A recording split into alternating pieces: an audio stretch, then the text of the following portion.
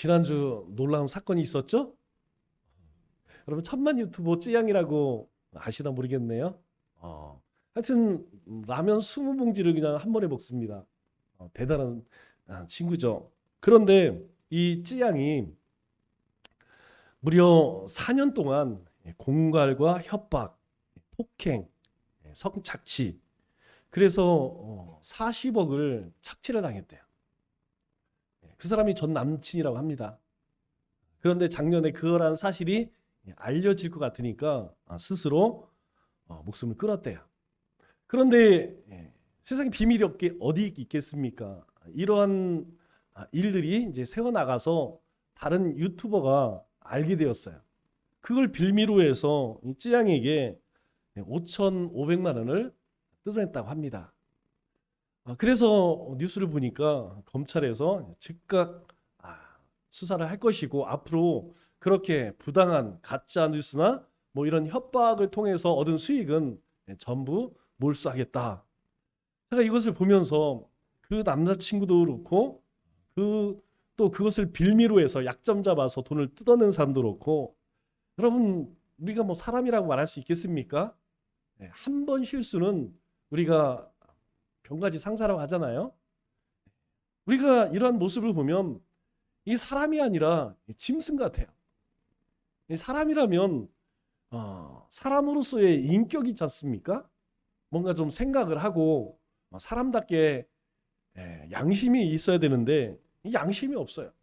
이건 이 이야기를 이렇게 들어보면 이건 정말 이 사람이 아니라 악마 같습니다.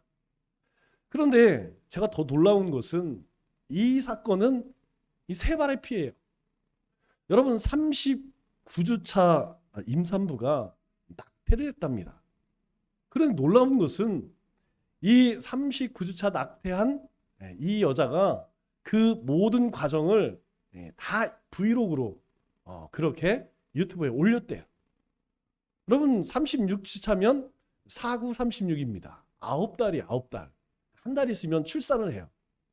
그런데 더 놀라운 것은 이것을 공개했을 뿐만 아니라 그 낙태 수술한 그 의료 행위가 불법이 아니랍니다.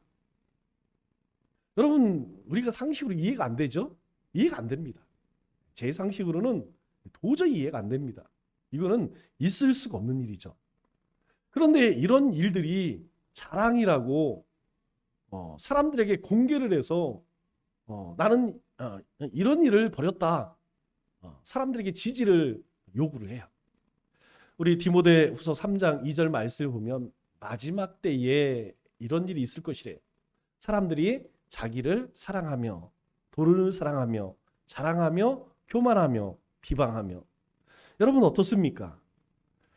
우리가 이 말씀을 예전에 보았을 때는 말세 때는 정말 저런 일이 있을까 이런 생각이 드는데 이제는 이런 일들이 현실화되었어요. 현실화되었을 뿐만 아니라 일상화가 되었다는 것. 여러분 이런 일들은 천일 공로할 일이죠. 있을 수가 없는 일입니다.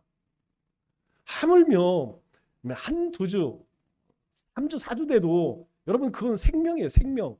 우리가 꼭 기억할 것은 우리가 흔히 윤석열 나이라고 이야기하죠. 만 나이. 여러분 그 이면에는 뭐가 숨어 있는지 아세요? 그 이면에는 뱃속에서의 그때의 시간은 나이에 넣지 않겠다는 겁니다. 그러니까 나이에 들어가지 않으니까 생명이 아니라는 얘기예요. 무서운 거죠. 그런데 이제 그런 악한 일들이 우리 일상 가운데에서 이제 충격 주지도 않아요. 여러분 그러한 세상을 뭐라고 이야기를 하냐면 성경에서는 죄가 관영하였다 이렇게 표현을 합니다. 죄가 관영하였다. 그러니까 세상에 가득 찼다는 거예요. 그 생각하는 것이, 그 계획하는 것이 악하다는 거예요. 그냥 어떻게 하면 누가 더 악한 일을 할 수 있을까? 이거 서로 궁리한다는 것이죠. 우리가 성경을 쭉 보면 모세의 노래가 두 곳에 나옵니다. 먼저는 홍해를 건넌 후에 뒤따라오던 바로의 군대가 홍해 가운데 수장되는 모습을 보면서 부른 노래가 나오죠. 출애굽기 15장에 나옵니다. 그리고 40년간의 이 모세가 사역을 다 마치고 이제 느보산에 올라가서 가나안 땅을 바라보면서 노래를 불러요. 그것이 신명기 32장에 나오죠. 이 모습을 보면 모세의 사역은 그렇습니다. 찬양으로 시작해서 찬양으로 끝난 것을 보게 되는 것이죠. 우리로 따지면 하루를 큐티로 시작해서 말기 참배로 끝내는 것과 같습니다. 한 주의 시작, 우리가 주님 앞에 예배로 시작해서 그렇게 예배로 끝나는 것과 같다는 것이죠. 그래서 이 모세의 노래는 충성스러운 사명자의 노래다, 이렇게 말할 수 있는 것이죠. 우리가 예전에 그런 말 참 많이 했습니다. 칭찬은 고래도 춤추게 한다. 예, 맞습니다. 칭찬은 고래도 춤을 추게 합니다. 하지만 무조건 칭찬하는 것은 그렇게 바람직하지 않죠. 적시적소에 책망하는 것은 칭찬을 배우는 것 이상으로 아주 중요하다는 것입니다. 예수님은 그런 면에서 이 칭찬과 책망을 아주 적절하게 잘 사용하신 훌륭한 교사였습니다. 수제자 베드로만큼 예수님에게 칭찬받고 또 책망을 받은 그런 제자는 아마 없을 것입니다. 한 번은 예수님께서 빌립보 가이사랴 지방에 이르러서 제자들에게 묻습니다. 오늘 13절 말씀을 보니까 이렇게 물으시죠. 사람들이 나를 누구라 하느냐, 이렇게 예수님이 물어보세요. 그랬더니 제자들이 다른 사람들에게 들은 이야기를 합니다. 14절에 보니까 어떤 사람은 세례 요한이라고 하고 또 어떤 사람은 엘리야라고 하고 어떤 사람은 예레미야라고 그렇게 합니다. 이 사람들은 각각 다 대표하는 사람들이죠. 그때 예수님께서 이번에는 이렇게 물어봐요. 15절에 보니까 너희는 나를 누구라 하느냐? 그러면 너희가 이제까지 나와 함께 다니면서 내가 말하는 것 그리고 행한 것 그것들을 너희가 다 들었는데 그렇다면 너희는 나를 어떻게 생각하느냐? 그때에 베드로가 당당하게 대답을 합니다. 16절 말씀을 보니까 주는 그리스도시요 살아계신 하나님의 아들이니이다. 가장 정확한 대답이죠. 여러분, 이것보다 더 정확한 말은 없습니다. 예수님에 대한 정의를 이것보다 더 정확하게 내릴 수 있는 말은 없죠. 예수님은 기름 부음 받은 자이십니다. 왕으로 오신 우리를 구원하실 자라는 것이죠. 뿐만 아니라 예수님은 하나님의 아들이라는 것이죠. 기독교의 가장 중요한 진리 가운데 정수이죠. 그런데 이것에 대해서 예수님께서 뭐라고 평가하시느냐? 17절 말씀을 보니까 베드로에게 이렇게 칭찬하십니다. 바요나 시몬아, 내가 복이 있도다. 내가 정답을 말했다. 놀랍다. 예수님이 깜짝 놀라시는 것이죠. 왜냐하면 바요나 시몬아, 여러분, 이 말씀은 자주 나오는 말씀이 아닙니다. 원래 우리가 알고 있는 이름은 베드로죠. 그런데 베드로의 원래 이름은 뭘까요? 시몬입니다. 시몬이라고 하는 뜻의 이름은 갈대라는 뜻이에요. 히브리어로 베드로는 시몬입니다. 그런데 앞에 뭐라고 하죠? 바요나. 바는 아버지라는 뜻이에요. 그러니까 요나의 아들이라는 뜻이죠. 아버지가 누구냐? 요나라는 거예요. 그러니까 요나의 아들 시몬아. 이것이 원래 히브리식 플레임입니다. 우리가 누군가에게 자기를 소개할 때 어땠습니까? 나는 성은 누구고 이름은 누굽니다. 이렇게 이야기를 하죠. 그리고 그 이후에는 어떻게 부릅니까? 우리가 별명을 부르나 아니면 이름만 부르죠. 홍길동, 길동아 이렇게만 부르죠. 예수님께서 대부분은 개발하고도 부르지 않습니다. 베드로라고 이야기를 하죠. 그런데 이 베드로는 헬라식 이름입니다. 시몬의 헬라식 이름이 베드로고 시몬의 아람식 이름이 게바입니다. 우리로 따지면 영어 이름이 있고 또 별명이 있고 진짜 이름이 있죠. 그와 같이 그런데 오늘 예수님께서 이 베드로를 뭐라고 부르시죠? 요나의 아들 시몬아, 바요나 시몬아 이렇게 불러요. 원래 이름으로 부릅니다. 이 얘기는 뭐예요? 이 베드로가 대답한 것에 대해서 예수님께서 감동받으셨다는 겁니다. 깜짝 놀랐다는 것이죠. 예수님 마음에 예수님이 원하시는 정답을 딱 이야기했다는 거예요. 그래서 뭐라고 이야기하느냐?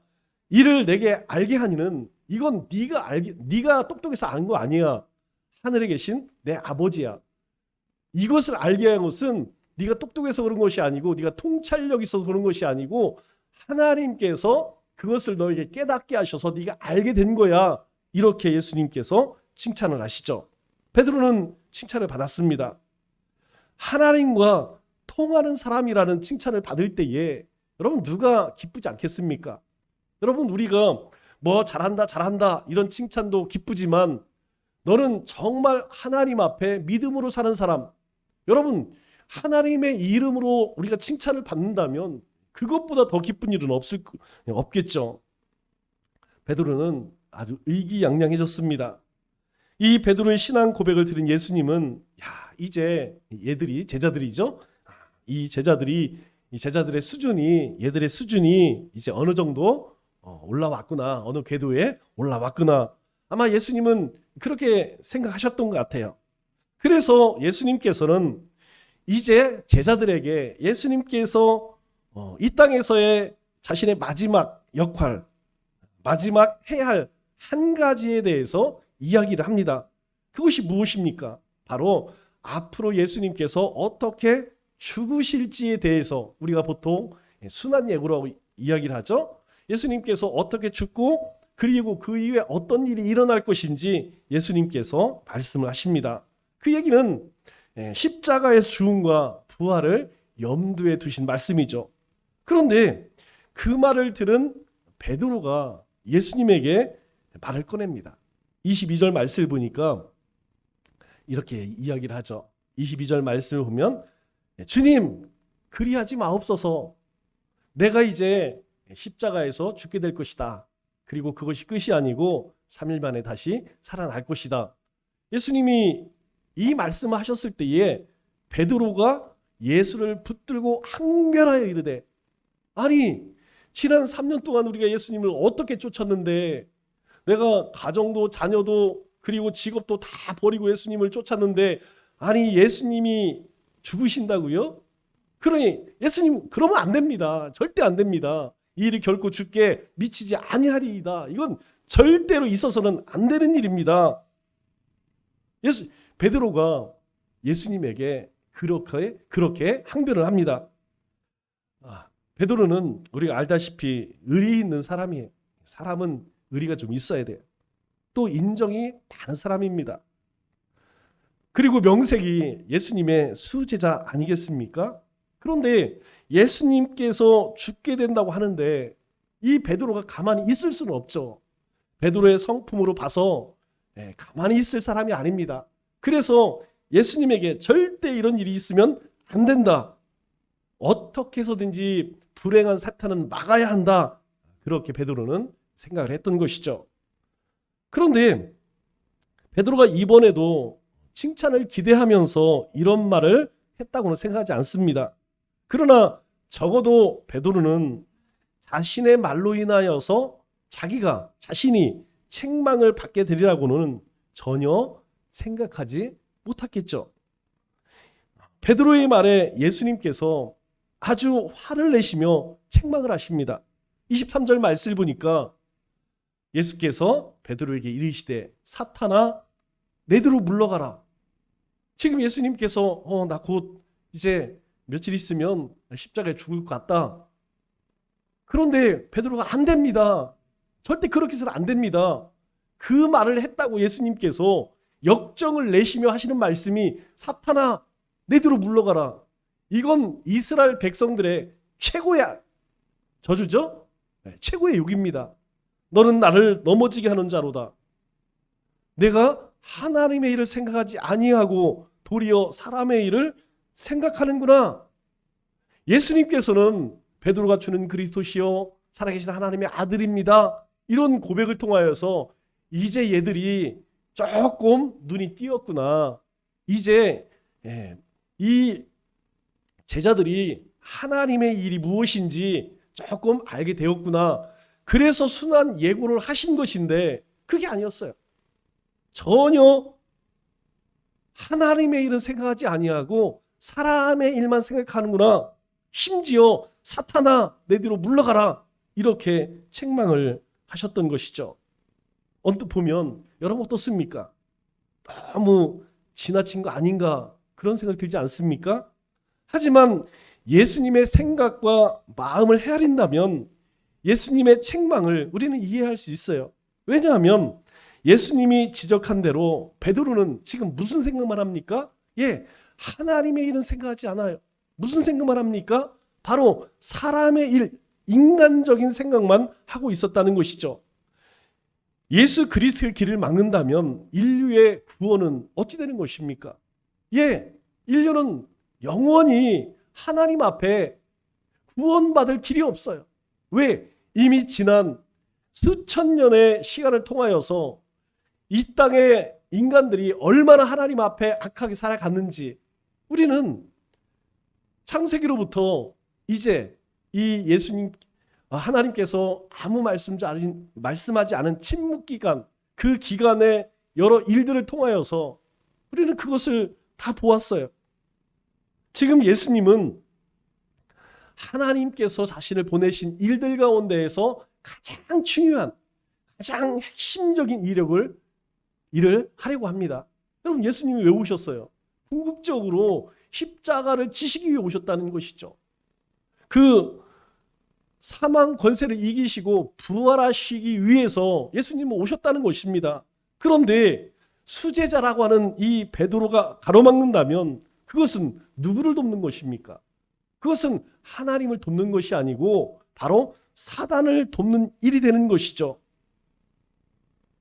결국 한 번 칭찬을 받은 베드로는 얼마 못 가서 예수님에게 책망받는 사람이 되었다는 것이죠.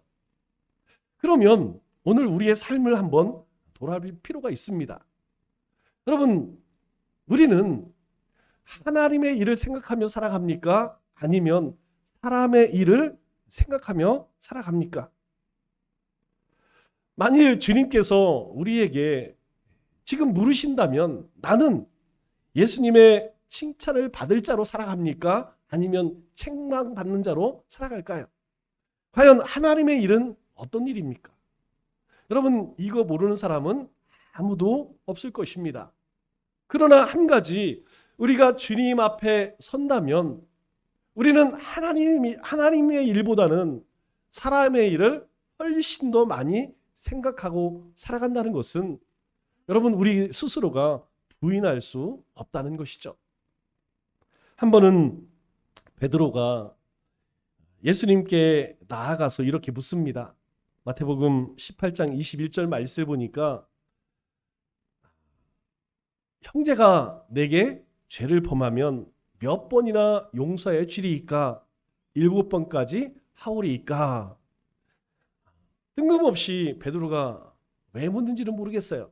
아마 지금 자신이 이런 상황에 있는지 아니면 과거에 이런 일이 있었는지 막 경험을 통해서 이런 질문을 하겠죠. 우리 가운데 누가 죄를 나에게 손해를 입혔다면 어떻게 해야 합니까? 7번까지 용서하면 되겠습니까? 이렇게 예수님에게 묻는 것이죠. 이 7번이라고 하는 것, 이 숫자는, 이 7이라고 하는 숫자는 완전수를 의미하기 때문에 완전하게 용서해 주겠다 이런 의미이죠. 그러니까 예수님, 누가 나에게 잘못을 하면 제가 완전하게 그 사람을 용서할 수 있어야겠죠? 이렇게 이제 예수님에게 묻는 것이죠. 베드로가 용서를 7번까지 하면 됩니까? 라고 하는 것은 사실 평소에 예수님의 가르침을 이 베드로가 충분히 이해하고 있다는 것을 예수님에게 드러내고 싶은 거예요. 즉 예수님에게 칭찬을 받을 것이라 생각하고 예수님의 말씀을 잘 포장을 해서 예수님에게 묻는 말씀이죠. 그때 예수님께서 이렇게 말씀하십니다. 22절 말씀을 보니까 7번뿐 아니라 7번을 7번까지라도 할지니라. 이 말은 무슨 말입니까? 베드로야, 그것 가지고는 부족하다. 완전보다 더 완전하게 용서해야 한다. 이렇게 말씀하시는 거예요. 이것은 지식이 쌓일수록 아는 체 하지 말고 더 겸손해지라고 하는 그런 말씀이죠. 예수님은 이 베드로의 예상을 뒤엎고 칭찬을 피하셨습니다. 왜냐하면 이 칭찬을 유도했을 때의 칭찬은 베드로를 격려해 주는 것이 아니라 오히려 교만에 빠뜨릴 수 있다는 것이죠. 베드로는 예수님으로부터 한 번은 칭찬을, 한 번은 책망을, 한 번은 그 칭찬을 외면당했습니다. 한 번은 하나님의 생각으로 말을 했고, 한 번은 사탄의 생각으로 말을 했고, 또 한 번은 인간적인 생각으로 말했기 때문이죠. 베드로는 그때만 해도 예수님과 예수님의 가르침에 대해서 잘 알지 못했던 것 같습니다. 왜냐하면 제대로 모르니까 예수님께서 가르치신 내용을 예수님이 누구인지 그렇게 대답을 했지만 예수님이 누구인지 제대로 모르니까 예수님의 말씀에 그 의도를 제대로 파악하지 못한 것이죠. 우리가 이런 것을 흔히 세상에서는 이제 간 본다. 그래, 간 본다. 이 사람이 어떤 생각을 갖고 있는지 간을 봅니다. 그거 제일 잘하는 사람이 충청도 사람이에요. 충청도 사람들은 절대로 자기 속에 있는 것을 그대로 얘기하지 않습니다. 뭐 마실래? 좋을 대로 해. 이렇게 이야기하죠. 그러면 좋을 대로 해야 할까요? 큰일 납니다. 다음에 밥 한번 먹자. 그거 날짜 잡으면 그 사람은 의질당합니다. 여러분 다른 동네 사람은 그렇지 않아요? 저쪽 경상도나 저돌라 사람들은 그때그때 자신의 편 잘합니다. 그러나 충청도 사람들은 속을 잘 보이지 않아요. 그래서 보이지 않는 기싸움을 합니다. 기싸움. 우리가 신앙생활하면서 하나님을 간보고 하나님 말씀의 간을 보고 또 하나님과 기싸움하는 사람 치고 이것보다 어리석은 사람 없어요. 여러분 인간관계에서는 때로 그럴 필요가 있죠. 그러나 하나님 앞에서는요 전혀 그럴 필요가 없다는 거예요. 그런데 지금 베드로는 어떻습니까? 하나님과 기싸움하고 있어요. 하나님, 예수님의 의도가 어떤가? 예수님은 이것을 어떻게 평가하실까? 그리스도의 사명이 무엇인지, 제자의 사명이 무엇인지, 또 자신이 지금 누구로부터 쓰임받고 있는지 제대로 파악하고 있지 못한 것입니다. 한마디로 이때 베드로는 아직 철이 들든 미성숙한 상태라고 말할 수 있겠죠.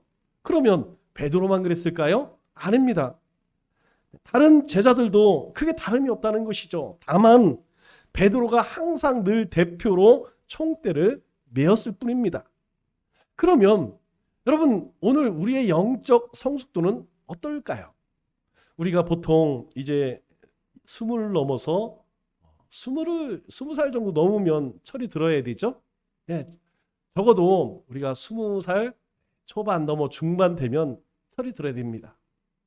우리의 신앙이 적어도 3년, 5년, 10년. 여러분, 그렇게 시간이 지나면 영적으로 조금 성숙해져야 되지 않겠습니까?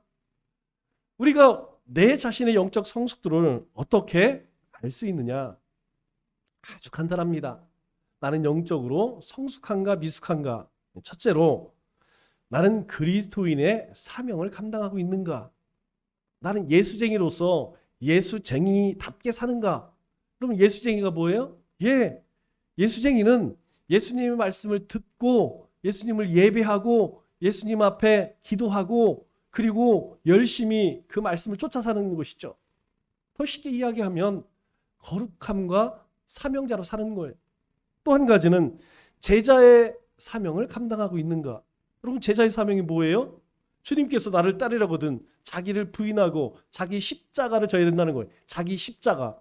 하나님이 여러분 한 사람 한 사람에게 교회에서 여러분의 가정에서 삶의 터전에서 어떤 역할을 맡기셨어요. 그거 잘 감당하고 있냐는 것이죠. 세 번째로는 나는 누구에게 쓰임 받느냐는 것이죠. 나는 하나님께 쓰임받고 있느냐, 아니면 그 반대쪽에 쓰임받고 있느냐, 나는 의의 병기로 쓰임받느냐, 불의의 병기로 쓰임받느냐라는 것이요. 여러분, 이 세 가지만 우리가 솔직하게 내 자신을 돌아보면 내 영적 성숙도를 알 수 있다는 것이죠. 그런 제자를 보는 예수님의 마음은 이런 성숙하지 못한 제자들의 모습을 볼 때 여러분, 예수님이 얼마나 안타까웠을까요? 우리 스승이, 학생을 가르치는 스승이 가장 기쁠 때가 언제일까요? 내가 가르친 제자가 공부 성적이 쭉쭉쭉 올라가는 거예요. 전에 60점 맞았던 애가 70점으로, 80점 맞았던 애가 90점으로 그렇게 성적이 올라가면 가르치는 스승은 그것보다 기쁠 수가 없습니다. 여러분, 그것을 뭐라고 이야기해요? 청출어람이라고 이야기합니다. 청출어람이라고 하는 말의 뜻은 푸른색을 어디서 뽑죠? 쪽에서 뽑습니다. 이 쪽나무에서 이 쪽에서 푸른 색깔을 뽑아내는데 이 쪽빛보다 더 푸르다. 그것이 청출어람의 뜻이에요. 즉 제자가 스승보다 더 뛰어날 때 쓰는 말입니다. 여러분, 우리가 자녀를 키울 때 자녀가 부모를 뛰어넘어요. 내가 생각하는 거나 말하는 거나 어떤 꿈이나 살아가는 방식이 부모보다 훨씬 나을 때에 여러분 어떻습니까? 그 자식들이 질투가, 시기가 생기나요? 아니죠. 우리의 자녀가 나보다 더 나은 삶을 살면 그걸 바라보는 부모는 너무너무 행복한 거예요. 여러분, 목회자도 마찬가지입니다. 목회자도 우리 성도들이 목회자를 뛰어넘는 영성을 소유하고 믿음을 가지고 산다면 그것보다 행복한 게 없죠. 그런데 이 베드로뿐만 아니라 도마도, 유다도, 다른 제자들도 여러분 어떻습니까? 하나같이 다 거기에 예수님은 칭찬해 줄 상황에서는 칭찬을 아끼지 않으셨습니다. 그런가 하면 질책할 상황에서는 호되게 또 질책하셨죠. 또 칭찬을 유도하는 제자에게는 예수님께서 말을 아끼셨습니다. 그런 면에서 예수님께서는 아주 공정했죠. 아마 제자들은 그렇게 생각했을 거예요. 베드로를 칭찬하면 베드로만 칭찬하는 것이 아니죠. 왜냐하면 베드로를 칭찬했다는 것은 다른 제자들도 함께 칭찬하는 것입니다. 반면에 한 제자가 책망을 받으면 다른 모든 제자들도 똑같은 책망을 받은 것이죠. 왜냐하면 이 제자들의 대화를 우리가 가만히 들여다보면 거의 그래요. 베드로가 예수님에게 칭찬받았을 때에 다른 제자들 그렇게 생각합니다. 또 베드로가 예수님께 책망받을 때에는 다른 제자들도 그렇게 생각했던 것이죠.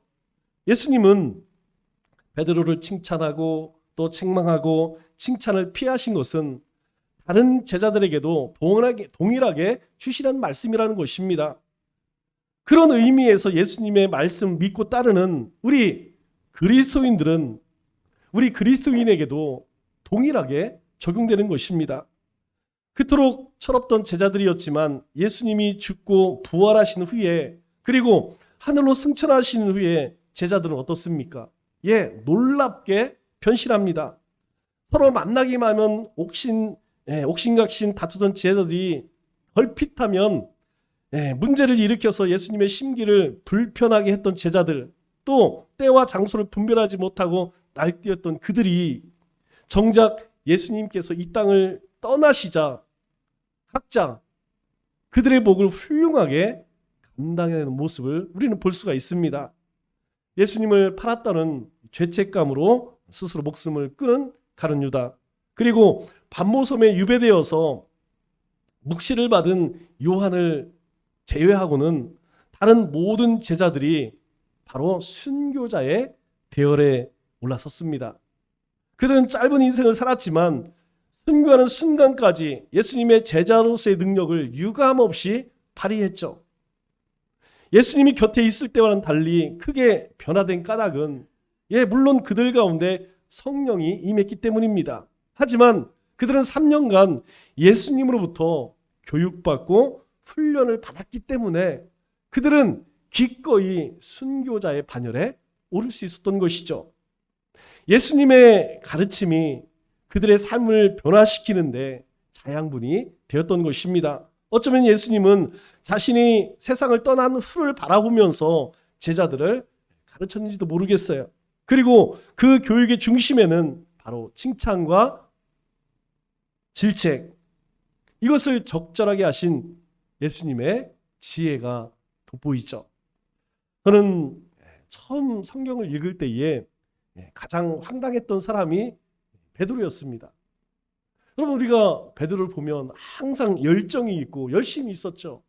그런 그가 예수님에게 이런 책망을 받을 뿐만 아니라 후에는 어떻습니까? 이런 일을 경험하고도 예수님의 법정 앞에서 나 예수님 몰라, 그렇게 부인했던 사람이에요. 그것을 보면 참 웃기는 사람이다, 참 어처구니 없는 사람이다, 이런 생각이 들 때가 많았습니다. 그런데 문득 우리가 하나님의 시각으로 보면 우리의 모습이 이 베드로와 크게 다를 바가 없다는 것이죠. 칭찬받을 일도 없으면서 여러분 어떻습니까? 우리는 매일 칭찬을 기대합니다. 그렇게 축복받을 삶을 살지 못하면서도 우리는 늘 하나님의 축복을 요구하죠. 또 칭찬해야 할 때에는 칭찬해야 하는데 칭찬할 때에는 칭찬하지 못하고 여러분 어떻습니까? 머뭇거려요. 또 책망받아야 할 때 바르게 책망하지 못하는 모습은 영락없이 우리의 모습이 이 베드로와 크게 다르지 않다는 것이죠. 만일 베드로가 하늘나라에서 우리를 내려다보고 있다면 여러분 어떤 모습으로 내려다보고 있을까요? 아마 우리를 내려다보면서 아마 웃을 것 같아요. 야, 저기 나랑 똑같은 애가 또 하나 있네? 여러분 그러지 않겠습니까? 말씀을 맺도록 하겠습니다. 주님은 대부분 우리를 지지해 주십니다. 또 우리를 위로해 주시고 격려해 주시고 또 우리의 발걸음을 인도하십니다. 그러나 때때로는 책망도 하신다는 것이죠. 뿐만 아니라 때로는 침묵하실 때에도 있습니다. 왜 그렇게 하실까요? 바로 우리를 사랑하시기 때문입니다. 우리로 하여금 주님의 온전한 제자가 되어서 우리를 통하여 주님의 뜻을 이루기 위함이라는 것이죠. 이 한 주도 주님의 위로하심과 책망하심, 그리고 조용히 우리에게 속삭이시는 주님의 음성을 듣고 주님의 뜻을 분별하여 주님의 뜻대로 살아가는 우리 믿음의 권속들 다 되시기를 주님의 이름으로 축원합니다.